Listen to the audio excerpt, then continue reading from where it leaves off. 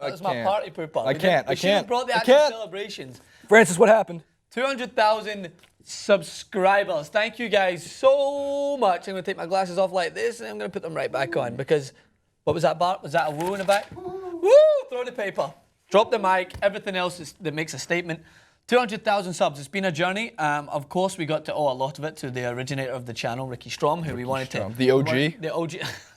The OG. I'm going to call him that when I text him after this. Yes, I did. Actually, I can read off. Let me read it off for them. Read it off. I guess I'll try to make this, because I know he sent emojis, because that's the type of guy Rick is. Nice. We got clap, clap, clap, thumbs up, clap, clap, clap, clap with water coming off of it, or excitement. Let me see. There you go. Nice, dude. Congrats. Nice, dude. Couldn't be happier for you and the channel. Oh, I think that wasn't water. It's like the noise, as if like that's a big applause. And what's those other things? You send nudes to each other? I'm joking. Right, so, as promised, 200 subs means time to get personal. Time to dig deep.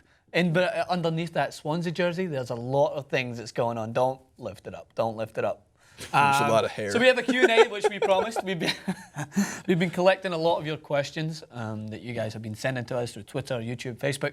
Thank you so much for that. Continue to subscribe. Continue to send us questions, because we're going to do this more regularly. We'll have another mean comment coming up very soon. So let's get to the questions and let's get answering. You're starting. I'll start. You're reading let's see what the first one is. If you could interview anyone in sports, who would it be? Jason, I want you to answer this. It's a tough question because there's so many people I would love to interview. Originally, it was Bill Simmons. I always wanted to interview him, and then at WWE Raw, we actually got the opportunity to do that, which was awesome. I would love to interview Pete Rose, probably. For gambling on baseball, baseball is my favorite sport. We'll get to that a little bit later on. But such a historic figure in terms of getting 4,000 career hits. And just, I want to hear from him personally what his thoughts on getting snubbed from the Hall of Fame and how his legacy has changed because of it. I was going to put my Ken Griffey Jr. on that. I was going to go out on a limb. Love Ken Griffey Jr. I would rather play baseball with Ken Griffey Jr. than interview him. So this is a really interesting one because, of course, I would love to interview Roy Keane. He's very similar to what I talked to you about meeting him.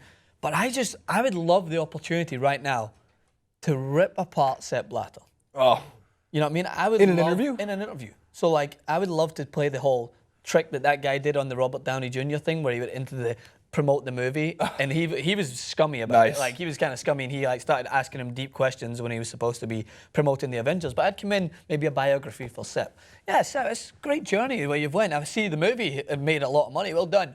And then I'd be like, and then I'd start to maybe pull out some of the facts that I wanted to know. So I think in that situation, the way the football world's gone right now, from I guess an investigative standpoint, I'd like to interview Sepp Blatter. Otherwise, David Beckham. Yeah, that's a good one. All right, next. Next question. Francis, would you rather see Celtic win the Champions League or Scotland win the World Cup? So have to choose one. Can't have both. This is interesting. So you can't have both because it'll never happen. Context behind it. Celtic have won the European Cup before. We like to throw it in every Rangers fan's face that they won it in 1967, the first British team to ever do so. Right, which is amazing because you were born in 1942. So you remember it. See it was fantastic. I look good for my age, by the way. I guess, I mean, can I say I'd like to see Scotland qualify for a World Cup? Let alone win? But I just might. I can't imagine what would happen if Scotland won a World Cup. It would be unbelievable. It would be unbelievable. I guess my allegiance. You would definitely cry. Yeah, I would. My allegiance, though, is still towards my club team. Like, it just seems, I'm just so, I've been raised on being so loyal towards Celtic, because the thing is, you're raised appreciating a team that I was born in the city of its origin. Oh, not its origin, because it was originated in Ireland, and I moved over to Scotland many years ago. When I was born, actually, 1942. No, I'm joking. But Celtic, I was raised on this team, and I have tasted success with them. We were so close to winning the AFL Cup final, in which we lost to Jose Mourinho's Porto, who then went on to win the Champions League the next year. So it was a Champions League winning team that beat us, basically. But Celtic, you've got that hope. You've got that hope that I don't think we'll win a Champions League, but I think we can make a run at a Europa League, and we can make a run at Europe, and we can go on to further success. So I guess that hope gives me gives it the advantage over Scotland, because at the moment I can't see Scotland winning a World Cup. I'd love to see us qualify for the Euros. That'd be amazing, but it has to be Celtic every day, winning the Champions League. Cool. Come on. Put it out there into the universe. Next question. Wow, another one. How did Francis get from Glasgow to TYTSports? Do I get to answer this? You can answer part of this. When Francis was a young lad, He traveled the gumdrop forest all the way through the Lincoln Tunnel. He's a fucking elf. Will Ferrell. That's the best. The candy cane forest. My bad. Messing up the How quotes. it happened actually was... Francis, how did you get from all the way from kilt-wearing Glasgow to It's just like kilt-wearing one America? day I was walking through the train station and I just saw all these, Platform 9 all these 3/4. random kids running headfirst into a wall with a trolley down. So I just went, you know what, I'm going to go and do that. And then suddenly I ended up in the studio here. Bart was like, wait, where did you come from? The fuck did you come from? Yeah. The funny story is, this is I'll shorten it down. So I played professional for a little bit, didn't work out the way I planned. Went to America and played college soccer. Here, studied to get my education. I loved it, best decision I ever made. 4 years passed, got my degree, and then I wandered in here for a social media advisor position. A position that I was completely underqualified for. 3+ years experience needed, 3+ weeks on Instagram. That was what I thought. I was like, I can choose a filter.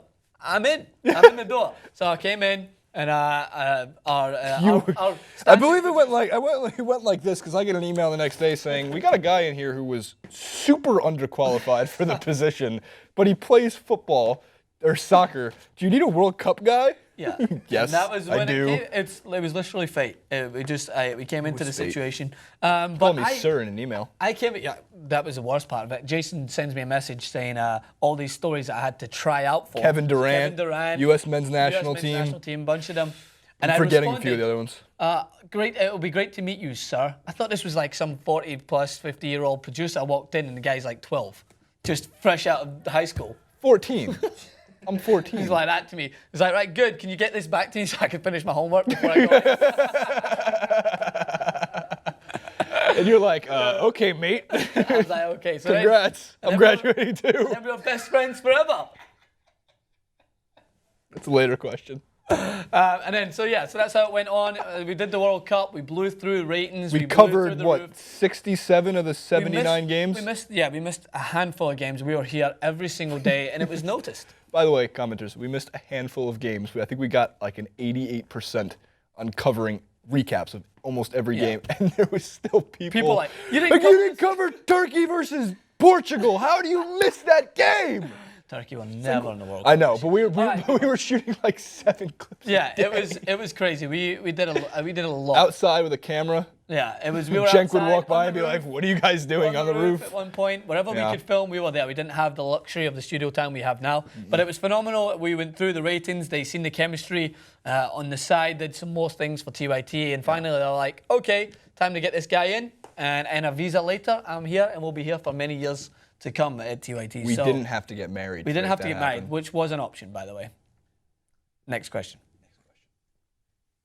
What made you want to host TYT Sports? So what made you want to host TYT Sports? Because I originally didn't come in wanting to be a host, and of course, many people say like, "Oh, you caught the camera bug." When I interned here in summer of 2013, I came in as an intern and worked for Ricky Strom, who was the OG of TYT Sports. He built this channel up with Ben Mank. And I started working really close with Rick because the internship was really part of working for TYT Network. I did a lot of production setup. I set up the studio for the live show. My friends used to always see me on the live stream and make really funny jokes about me just walking around with my underwear hanging out.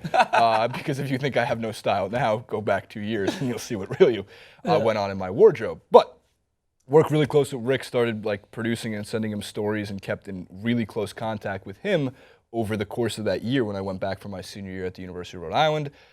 When January, February started coming around, I started getting these weird like emails from Mark Register saying like, "Have you talked to Rick by any chance? Like, you should probably talk to Rick." I'm like, "Yeah, I talk to Rick like once a week." He's like, "Yeah, you should probably talk to Rick." I was like, "What the fuck's going on with Rick?"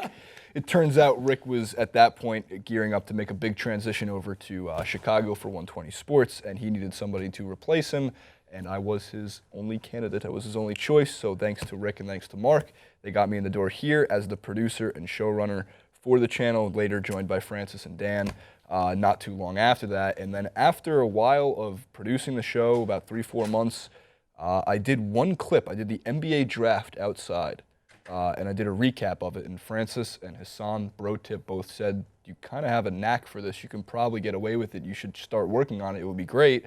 Started working on it little by little by little, and eventually it led to the duo that is now known as Jason and Braveheart. The thing about this duo now that goes into this tweet that I'll throw up here right now, I believe, which said that you are now my counterpart. You're the 65-year-old. Whoa. 60. Husband, 60. 60-year-old divorced husband to my counterpart. I said you're something like the dad to my Flash or something like that. Divorced? No, so maybe I think. How so. am I supposed to get to my second, third, fourth, and fifth wives? I don't know.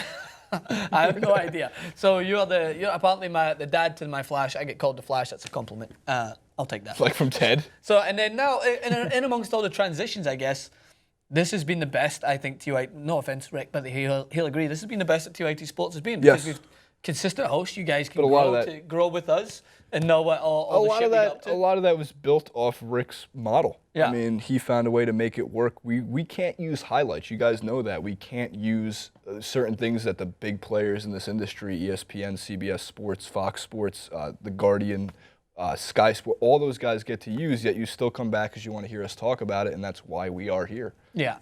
Next question. Next question. Start crying. Jesus Christ. Jason and Francis, have you ever had cereal with orange juice in it instead of milk? What is it? Is this Keenan and Kel? Like orange soda? Who loves orange soda? Kel loves orange soda. That's what I thought as soon as I read that. I do love orange soda, and I love orange juice. I saw this comment as I was putting together the Q&A, so it was a little unfair. I tried it this morning. It is fucking disgusting. So it goes. If you had this, so here's the thing: you have Cheerios and milk, right? Delicious, just just delicious. Cheerios? You're so fucking boring, Jesus Christ. It's one of the healthiest cereals you can eat. I know that, but you said delicious. Like when you see Cheerios, I'm thinking like healthy, Honey Nut Cheerios, good for your heart. That commercial where the daughter pulls. I also really love Frosted Mini Wheats, but that's unbelievable. Yeah, I'll give you that. That's delicious. Tricks, but they're just for kids. So orange juice and cereal is terrible, but the worst thing ever when I went to prom, we went down to the shore afterwards in New Jersey. Yes, the terrible show that you know of is where I grew up. And we had Beerios, which is beer and Cheerios, and it's disgusting, but not as bad as Captain and Cap'n, which is Captain Coke and Captain Crunch and Captain Morgan. Captain Crunch will go with anything. Captain Crunch is the best thing I ever discovered. So orange juice is not the most disgusting thing I've had with cereal. Francis, have you tried it? I've never had orange juice with cereal, no. And I don't plan it. I think it would probably go better with like Fruit Loops, because you're kind of in that fruity environment. But I'm not going to sit here and try and... It's so gross. Yeah, I'm not going to try here and decide which will go We should have had a full thing of and try it on camera, which is going to be disgusting. So, next question. Next question. What are your favorite sports and what do you dislike the most? And of course, Francis is baseball. Yeah, you guys know mine, and it's not as much as sheer dislike for baseball because of the sport. I'm so used to a fast-paced sport. And what's your favorite sport? You guys know this. You have to answer the question, Francis. They don't know. I was gonna say that. Underwater hockey is my favorite sport. But slam ball. Slam ball is great as well. I love that shit. But yeah, baseball just doesn't appeal to me. It's a little. Baseball. There's not enough going on. Is where the guy can sit and scratch his ass for about a good 20 minutes and still not be called out for it. It's not as much my favorite sport. So what's your favorite sport? Underwater hockey. You can't scratch your ass underwater. Oh yes, you can. Oh yes, you can. Yes, you can. Your favorite sport? Baseball. Yeah. Least favorite sport? Imagine 2 years ago. No. I always say 2 years ago I would have probably wouldn't even thought of soccer as a sport. Nice. No. This is a transition. I've grown. Next. I plant seeds. They grow.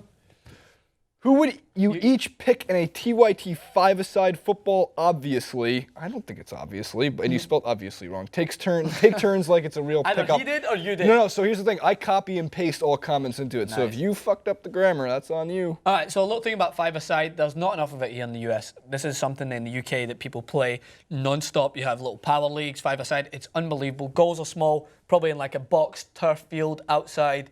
Really, it's like indoor but outside, basically, we play it. So who are you picking? You got to get first pick. The reason you got to pick in this is a hard conversation because you don't want to be like, oh, Ronaldo and these guys. No, TYT five-a-side. People from the TYT network, yeah. Oh my God, can I duplicate myself 5 times? First pick, who do you take? Steve-O. It's a bad pick. You know why it's a bad pick? I take I need a strong No, you don't need that. goalkeeper. I need a strong goalkeeper on 5-a-side. I'm taking the one true Geordie.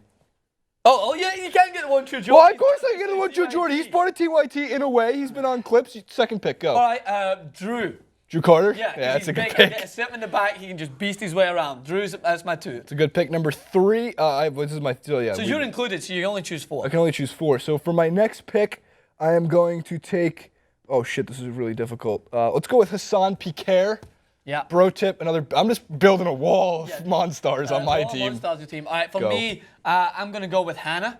I think that Hannah to me will speak intelligence in this game. I think she'll know where the passes have to go. And I think that she just will be able to think before she hits the ball. Think tank reference. Get it? Get it? Haha. Awful job. All right, next pick. For me, let's go with the most honest man in all of the TYT network, David Kohler. Shit. You've won. You've won already. I'll win the trash talking game. Left, so you got one left. Me, Steve-O for craftiness, Drew, and we haven't picked Dan yet, so he said you're both fired. We're out of jobs, so we need to choose a team fast. I guess I'm just going to play the safe TYT card and go for Jenk. Boo! Yeah, I just think that he'll try and bully his way around. That's my 5-team All-Stars. I'll take Dan Keston. You take Dan Keston? Well, he did play in I'll take the one true Keston. The one, Shelton Keston. He wins it. So that's your team. Who wins? Commentators. Not even close. I destroy. No doubt. We're unreal. There's no doubt. I'm rehired. You're still fired. Next question. What are your favorite songs or music groups in childhood and now as adults? Can't wait for you to embarrass the shit out of yourself with this one. Okay. Childhood, there's no doubt that was a huge NSYNC fan. Grew up saying baby bye bye bye. In the studio we've got fans. We know everyone in there is a closet NSYNC fan. I don't know, through a weird transition phase. I like NSYNC. I loved Oasis. You grew a sack? Yeah, I started to understand what music was, and then this is a true story. I don't want to go over time because I know there's a lot of questions, but true story. I loved Oasis. You know, Oasis, one of the best bands ever. You're from the fucking UK. Do you know why? I never liked them, but I used to go to bed with my brother playing their songs on fucking repeat. And I'd wake up in the morning singing their songs. I'm like, why am I singing this? I don't like this music. Just burnt it to your brain? And just burnt it in my brain, and I love them since. Interesting. Childhood, I grew up in New Jersey, therefore born and raised a Bruce Springsteen fan through and through. Still my favorite artist, still the favorite to ever exist. You are Ben Mankiewicz. When I was growing up, the only thing that played at my house was either the album Greetings from Asbury Park, The Wild Innocent D Street Shuffle, Born to Run, or Darkness on the Edge of Town. Those albums from start to finish, I can name every goddamn song. I think I can know every goddamn lyric to them at this point. Just burnt into my memory, seen them live a few times, great show. Grew up big into classic rock, and then eventually still love the classic rock, still love it nowadays. And transitioned when I went to school, a lot of alternative, a lot of 90s grunge, and a lot of rap, actually. So Pearl Jam was still one of my favorites. To this day, the Red Hot Chili Peppers, I can talk about this for hours. To round it back up, I didn't say my ones today. Oasis will be my what about forever, now? but now Arctic Monkeys are my go-to band. What about Ed Sheeran? I love Ed Sheeran. Like I've got a very, about Nicki Minaj? Got a very distinct. I would listen to Nicki Minaj. I don't focus my music on genres. I hate people that are just like, oh, I just listen to this one type of music. I don't appreciate anything else. If I go to a festival, I like hard music. If I go to country music, a country music concert, I like country music. It's just like I have a very broad range, especially coming to the US. Nobody likes country music. I love country music. No, wrong. You're not thinking this one through all the way. Nobody likes country music. I like country music. No, okay, one more time. You're not thinking this through. Hunter Hayes, man. There's a guy named Dierks Bentley in country music. That's not a name. There's a song Moving forward. There's a song that came out, and one of his lyrics in it is chew it back, spit. Big up truck. Move forward. Next. Does Francis have to bring Messi in every non-soccer video? Non-soccer video. Francis, what do you think about Lionel Messi? I mean, since we're talking about country music, we got to touch. We got to touch about Lionel Messi. Turns out he's a big country fan. Messi is a huge fan of country music. He's from a country, so it has to be relevant to that subject. All right, we have like 2 more minutes, so we have to go. Next question. Go. At what point will you start a second channel that mostly covers poker tournaments? What? What? I've heard a bunch of suggestions. Like, you guys need to cover more cricket. You need to cover more baseball. You need to cover more hockey. I've never heard people say, I mean, poker. We give the fans what they want. So starting on Monday, we will come to you with TYT Sports Poker. And a broken table. That's That's it. All right, that's the final one. Wait, what about the hobo one? Oh no, there's one question that has to be thrown to. Is that the one? Did you? There is. I know I grabbed it. There's a hobo one. Francis, would you rather make out with a hobo or watch your parents have sex twice a day for a month? This is not that hard of a question, Francis. I know it's not hard at all. Of course, I'm making out with the hobo every single day. But I'll make it a little bit easier. It's a lady hobo with a beard. I don't care. Even if it's the biggest, ugliest, smelliest, sweatiest guy, I will still make out with him and eat parts of his beard afterwards, than rather watching that alternative that I can't bring myself to say again. The second part of that. Please tell me you're gonna just choose. I have an even more disgusting. What would you rather if you want? Do you want it? Dan, can we one more? I don't. Well, you're getting a no. I don't want another. We'll do a would you rather clip. That'll be another one. Would you rather TYTSports? Leave your would you rather. You haven't answered. Huh? You haven't answered, which makes me a little bit worried that you're thinking about this. Jason, don't. Homo it is. God, no one wants to watch their parents have sex. It's disgusting. That's awful. Why would they do that? Ew. That was an actual question, Francis, by the way. Where do babies come from? The stork, of course. Right. Especially in my parents' situation. All right. Well, thank you guys for the questions. Some of them great, some of them strange, very strange, but that's what we love about you guys. All shapes and sizes. Send in your questions this way. We'll be bringing you a more, I would say, reoccurring segment in which we discuss questions and answers. And of course, the mean comments video will be coming. Another one will be coming soon. So don't just comment mean comments just for the sake of it. If you really dislike us, then no, you have to be creative. Creative with it. Like, there's some people who leave comments that are so creative and mean that they're hilarious. Other people, and even if you please finish with it. What do you like to have sex with? Oh, Jason likes to put his penis into sauerkraut and pastrami sandwiches. That was one. Oh, no, wait. Definitely pastrami. Nice. All right. I don't like pastrami, though. Make sure to subscribe and keep us growing. More of a fan of, like, ham, pepperoni. Can we start on that? Salami. 250, sorry. Roast is our beef. next milestone. Get us there. Cheddar We'll give you cheese. another one. Tomatoes.